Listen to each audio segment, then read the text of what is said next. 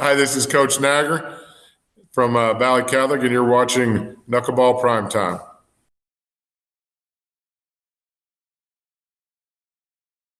Hi, and welcome to the Knuckleball Prime Time, live from the barn office here. Joined online via Zoom right now. And last minute, thank you so much, Coach, is Coach Judd Naeger from the Valle Catholic Warriors. Coach, how are you? Oh, I'm okay. Certainly a busy week, and sorry I didn't get back to you sooner with four kids and soccer and volleyball, and certainly game prep this week. It's been a lot. I know you're a busy man, and I appreciate that you're squeezing us in. I don't think we've talked since the last time you came to the barn and actually did a sit down with Coach Swice. I really enjoyed that and appreciated Yeah, that. And it was good. how's the season been so far? You're obviously sitting at 5-0, so you've had some success. Just talk us through that a little bit. Yeah, it's been kind of a weird year.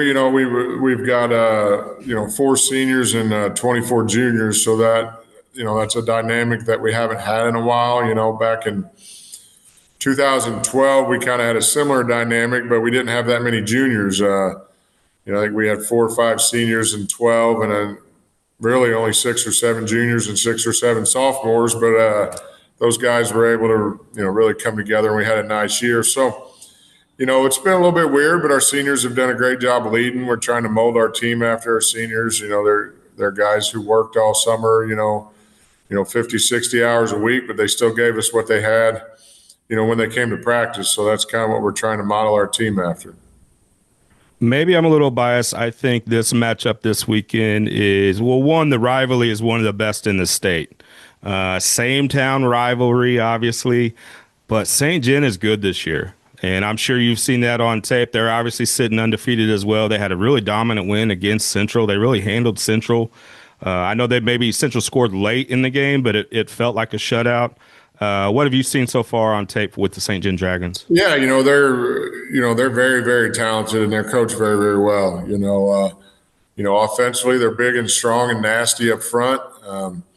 They've got 4 legitimate ball carriers and a really good tight end, as well as a wide receiver who's been doing a great job beating everybody. So they're going to make you play defense. They're going to make you guard everybody. They're going to make you read your keys. They're going to misdirection you. They're going to quad you. They're going to power you. They're going to run, double wing. They're going to be under center. I mean, they just kind of do it all. And Coach Kellen Balzer's doing a great job with them, and with their offense. And Coach Pope, I'm sure, has his hand in on things on both sides of the ball. And Coach Krupe's brought a new style of defense to them, and they're certainly buying in quickly, and they're playing really well on that side of the ball too. So they're very experienced, very well coached, very good team who seems like they care for each other a lot, and they're certainly playing very hard for each other. Yeah, we covered that game last weekend, and I've mentioned this in other interviews. I was impressed that they, because Central has a way of coming in and trying to bully you a little bit. They try to beat you at the most, with their physicality, and they do that often. And what I was most impressed with St. John is that they not only matched it, they overcame it with their own physicality. They're big and strong up front, and they got some 3-year starters out there, so there's an experience and an understanding of what it takes, and they're just doing a really good job up front, and all their ball carriers are really physical kids too. So they keep the pressure on you all the time, and they're doing a really good job, with everything that they're doing, and we're going to have to certainly continue to increase our physicality, which that's been a challenge to our guys all year. And we're a physical group, we are. It's just a matter of playing clean within it. And I don't mean clean from a dirty aspect. I mean playing with clean eyes and doing your job. And making sure that the fundamentals are there first and the physicality is there second, because sometimes if the physicality is first and the fundamentals are second, your physicality is going to get you out of position. So it's got to be a fundamental first physicality for us, and that's kind of what we've always tried to preach. Yeah, I feel like that's such a fine line, especially coaching teenagers, where the intensity of their emotions can sometimes get the best of them and they fall out of position or they fall out of technique. It's a fine line, right? Yeah. It certainly is. It's a line that you got to get right if you're going to be successful, if you're going to be able to play your best football at the points in the game and the points in the season when it's going to matter the most. And it's certainly something that we try to preach and try to coach and try to work on all the time, because ultimately it's the same deal in life. It's can you react in the correct way at the right time, when things kind of matter the most. Let's talk about the Warriors sitting at 5-0, and people love to talk about your offense, which rightfully so. But how much has the story this year been your defense? Yeah, when we've played with those clear eyes and fundamentally sound, we've been really good on defense, and you know we held two of the best backs in the area, with the Walton kid from Potosi and the Bryant kid from Curlersville. Really held them down really, really well. I think we held them both under 50 yards or something like that, or at least when the game was still in hand, had them both under 50 yards. So that was certainly good to see. After a less than fundamentally sound week one. As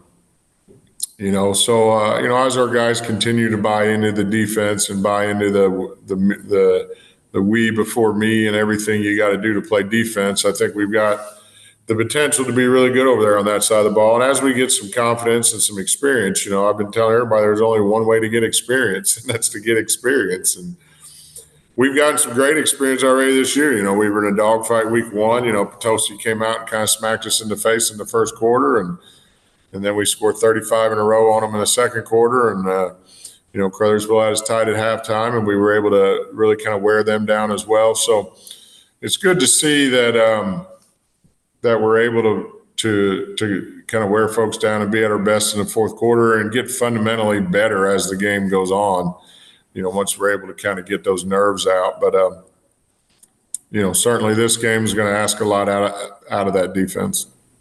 Let's talk offense then. You've been rotating two quarterbacks, and it seems like 14 maybe has been getting more of the reps lately, the other quarterback being 7. How has that rotation been for you guys? And talk us through maybe the decision behind it, because a lot of people question those kinds of things. Is it one that one of the quarterbacks does something better than the other? Or are you giving them breaks? Or talk us through the decision to run a two-quarterback system. Yeah, I think it's all those things. We ask a lot out of Andrew, number 7, over on the defensive side of the ball. And so certainly there's times he comes off the field gassed, and we don't want to go into a drive, with a quarterback gassed. And then if Sam gets into rhythm, number 14, then you're just going to roll with them. But on the season, I think their snaps are right around 50-50. Sam got more last week, and we'll see how this week goes. We don't 100% know. It's kind of a gut deal, and they're guys who are wonderful teammates.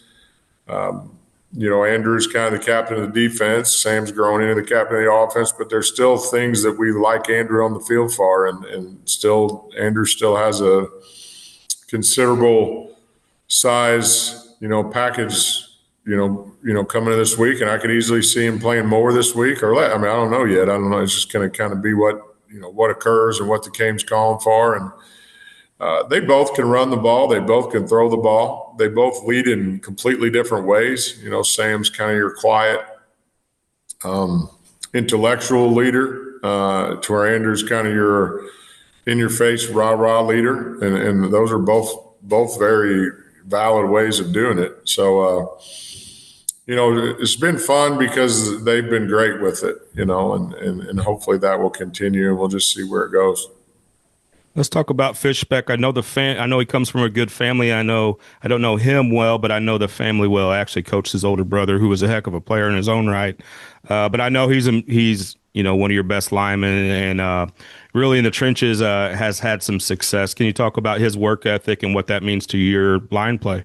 Yeah, he's worked very hard over the off season, and then Coach Roth and Coach Monia and Meyer and Coach Griggs. We're extremely blessed to have 4 really good offensive line coaches, and they ask a lot out of all of them. And certainly, Tristan had a really good summer and has continue to improve, and those guys are all working together as a group now, and that's huge. And he's been a really good player for us, and a really positive individual in our program. Can we talk about St. Jen's number 69? He plays on both sides of the ball. He's, I think, one of the best linemen that we've seen as far as the coverage that we do this year. Do you have to change things up? Do you have to change the blocking schemes to account for him? Do you have to know where he's at all times? Is it one of those situations? Yeah, you've got to know where he's at, and he's a disruptor. He can beat you multiple ways. He can beat you with his power. He can beat you with his speed. He can beat you with his strength. So you've got to know where he is. You've got to have a good idea of how you're going to maybe chip on him, or how you're going to slide an extra guy to him. If you're trying to do anything down the field, you got to try to keep him guessing, whether it's reading him or screening him or squeezing him or something. You got to do something to slow him down, and you also got to work some tempo too to try to tire him out. Just because he's a very dominant player, and again, he's a kid. Everything that I've heard about him is that he works extremely hard, and his success is certainly validated through all that hard work, and you can tell that he's a leader on their football team. You can tell the kids look up to him, and he's just a really good high school football player, and just a really good high school athlete.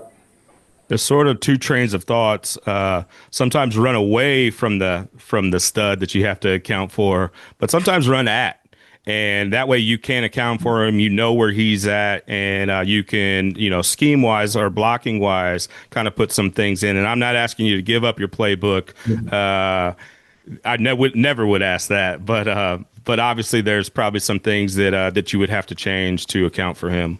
Yeah, they're tweaks. We call them tweaks in the run game each week. We kind of keep our base run plays, and teams probably think they're the base run plays, but we kind of tweak. We just kind of tweak them a little bit, mix up a little bit of how we're executing the blocking scheme. Even if it's, always feel like you've got to attack the X's and O's first, and if you don't know your own X's and O's, then you're in trouble. And then you got to attack how those X's and O's play in that particular spot on the sheet of paper, if that makes any sense, because every 5 technique's not the same 5 technique. Every 1 technique's not the same 1 technique. You see 3 techniques who get up the field. You see, 3 techniques who want to cross face you. So you've got to adjust your base run package not only on the X's and O's, but on how those X's and O's are moving. And I learned that, from Bobby Weiler a long time ago, and that's always been something that we've tried to do, is to not reinvent the wheel, but maybe tweak the wheel, maybe grind it down a little bit more here or there, and give your kids good angles, and give your kids an opportunity to, get plays blocked. We rarely ever try to ask anybody to make a one-on-one block without an angle, and that's kind of what we always want to make sure we're doing. Lastly, Coach, what does this mean for the community?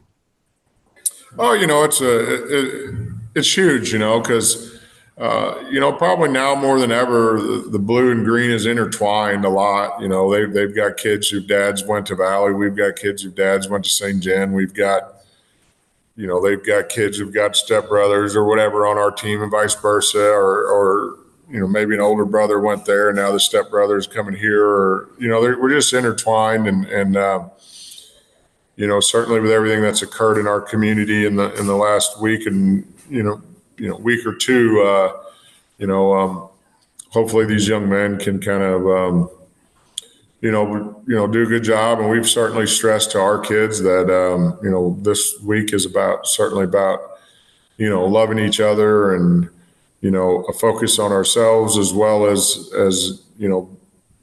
sportsmanship and all the things that are good about high school sports. Too, there's not many 5-0 teams in the area. We get to play each other in the same town. Nobody's got to drive tonight. Everybody's, it's a road game for us, which is always hard to go up to St. Jen and play, but our fans don't have to leave town. There's not any excuses to not come to the ball game tonight. And these days and age, with all the streaming and all, people are just so busy now compared to the past. There's always something going on, always something to do.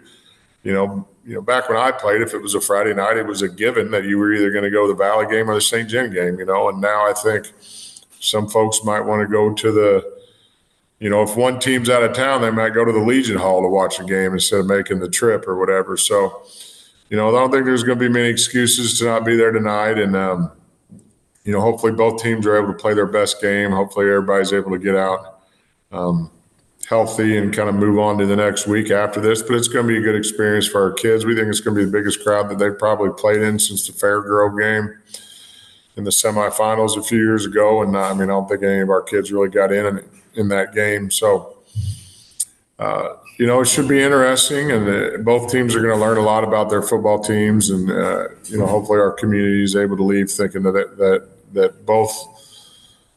all of our kids are on the right track, and that those kids out there on the field are certainly learning how to be the next, generation of our community.